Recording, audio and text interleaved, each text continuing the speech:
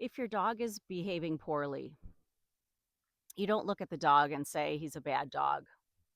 Well, you may, but you know that there's something you could probably do that you just don't know what you're doing.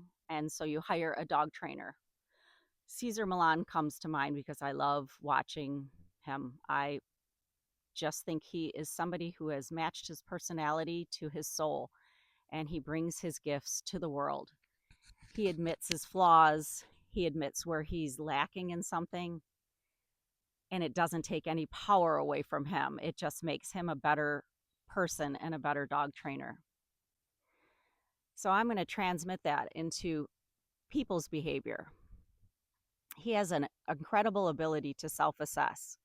He will admit when he doesn't know what the heck he's doing, but he just has a hunch and he goes with it because he's not working with a whole bunch of ego. He doesn't have a whole bunch of defenses. He's not saying, well, I don't know, this dog is just terrible because I can't fix it. But we humans, we walk through this world like that a lot. Why can't we admit to our not knowing something? So that's a whole different episode. But what I'm just asking you to explore is that when you see people with poor behavior, that they're not a bad person. That, you know what, we act from our life experiences, and some people have had some shitty life experiences and they've picked them up and they've used them and created behaviors based on beliefs that they hold. Can you just imagine for a moment that going back to dog training, Caesar Milan trains people. He rehabilitates dogs because usually the dogs need a little bit more reinforcement by taking them back to his compound of other dogs that have been healed. Picture some humans in that scenario.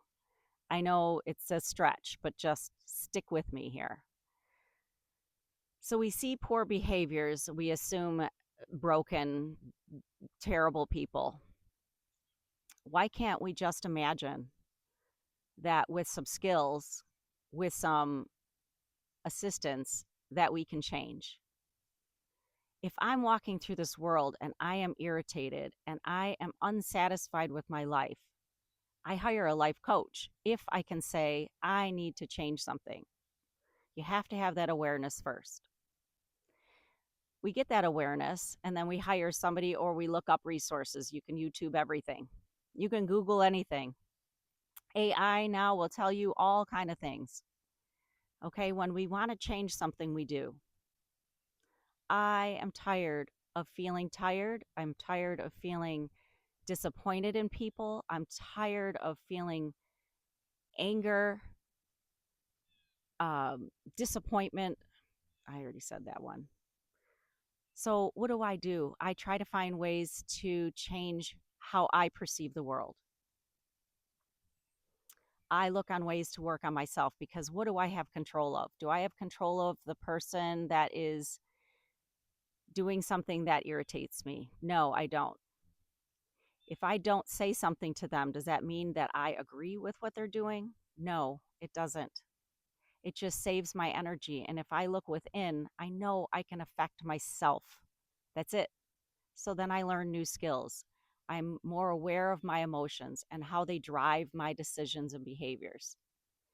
So awareness first, but I have to have the desire and I have to have hope that things can change. So there's a whole cocktail of things that have to go on in someone's life to want something to be different. I'm inviting you to that beautiful world and the power that we have inside of us to sculpt our lives exactly how we would like them, no matter what anyone else is doing around us. But let me tell you what, just like Caesar Milan with the dog whisperer, our energy transmits as a dog owner to our dogs. Every bad behavior of my dog, Oscar, is a result of my energy and how I roll in my world and my misunderstanding of him and how he absorbs it and then carries it out. So I can say he's just a bad dog and that puts me off the hook. But I want to be on the hook because I want to be responsible for the energy that I put out and my effort. I have to say that I'm very inconsistent with Oscar. I don't want to spend the time training him. I just want him to behave. Well, I want other people to behave so I'm comfortable, but I don't want to be responsible for my energy and my actions and my behaviors. Does that kind of sound like you at some point? I'm thinking yes, because this world kind of just needs a little tweak. There's nothing wrong with us, but when we are aware and then we change our energy can transmit across everyone. We are all connected in that energy. Think of a dog at a dog park. I'm going to go back to dogs because we all love them and we say, oh, they're just so wonderful because you know what? They don't have an ego. You know what their ego is? Is when they're reactive. They go and bark, they bite, they do crazy stuff. That is just the same as a person's ego. That's how we go through the world, and that's protection out of fear. All it is fear. So if Caesar Milan can change the energy of a owner's how they're transmitting their energy to their dog, and it decreases the reactivity of their dog, why do we think that our energy doesn't affect people around us and the world around us? We can create change if we are aware of ourselves. And I'm not saying that I think the world needs changing. I just think we need awareness of how, as human beings, we are spectacular. Do you ever look at another human being besides your own child when they don't speak yet? You look at a baby and just are in awe. As soon as they start making decisions that make you uncomfortable, then they're misbehaving. Take a breath. My name is Jill Naraki. This is The Power is in the Exhale. I just invite you to be curious, to be open to a different way of thinking, a different way of seeing the world, like with a different lens.